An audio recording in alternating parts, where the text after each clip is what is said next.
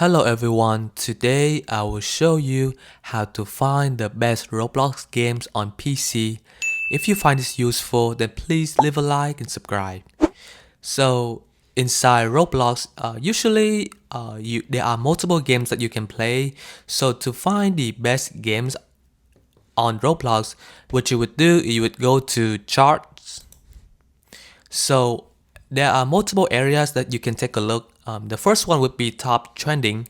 So top trending would be the one where a lot of players are playing right now, and they are the most popular right now because as you can see the rating, they have very high rating and huge number of users.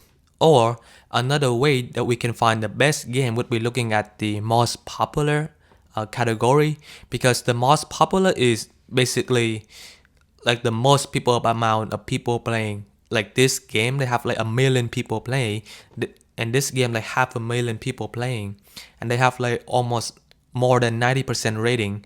So most popular is where you take a look at the most like the best games that you can find, or you can take a look at the top trending games, which also suggest good games. But other than that, the rest of these they don't have huge rating compared to these two category. So this is how you can find the best games on Roblox. And if you find this useful, then please leave a like and subscribe. Thank you.